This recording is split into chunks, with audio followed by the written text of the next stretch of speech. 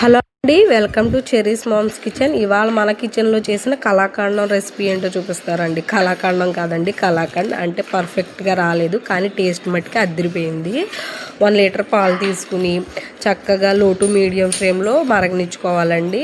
అడుగంటు పట్టుకోకుండా కలుపుతూ మిక్స్ చేసుకుంటూ చివర్ల పట్టిన మీగడ కూడా మనం పాలలో మిక్స్ చేసుకుంటూ కలుపుకుంటూ 1/2 లీటర్ అయ్యేంత వరకు మరగనిచ్చుకోవాలండి. ఒక చెక్క నిమ్మరసాన్ని తీసుకుని అందులో కొంచెం వాటర్ యాడ్ చేసుకుని పాలు విరగొట్టుకోవాలండి. కొంచెం కొంచెం యాడ్ చేసుకుంటూ, ఒకేసారి యాడ్ చేయకూడదు, కొంచెం కొంచెం యాడ్ చేస్తూ మనం మిక్స్ చేసుకుంటూ ఉండాలి. పాలు అనేవి విరుగుతూ ఉంటాయండి. విరిగినప్పుడు మనం 1 లీటర్ పాలు తీసుకున్నాం కదండి, ఫుల్ కప్ కాకోకుండా 1/2 కప్ కన్నా కొంచెం షుగర్ ఎక్కువ యాడ్ చేసుకుని ఆ మిశ్రమాన్ని అంతా దగ్గరికి అయ్యేంత వరకు ఉడకనిచ్చుకోవాలండి. ప్యాన్ నుంచి సపరేట్ అవ్వాలి. అలాగే కొంచెం ఇలాచీ కూడా యాడ్ చేసుకుని ప్యాన్ నుంచి సపరేట్ అయ్యేంత వరకు మనం ఆ మిశ్రమాన్ని ఉడికించుకోవాలండి. మనము కలాకండ్ ఎందులో చేసుకోవాలనుకుంటున్నామో అందులో కొంచెం నెయ్యి, డ్రై ఫ్రూట్స్ కూడా యాడ్ చేసుకుని పక్కన పెట్టుకొని ఈ మిశ్రమం అంతా బాగా ఉడికిన తర్వాత దగ్గరికి అయిన తర్వాత కొంచెం నెయ్యి కూడా యాడ్ చేసుకుని ప్యాన్ నుంచి సపరేట్ అయ్యేటప్పుడు ఆ మిశ్రమాన్ని అంతా తీసుకుని మనం ముందుగా రెడీ చేసి పెట్టుకున్నాం కదండి బౌల్, అందులో యాడ్ చేసుకుని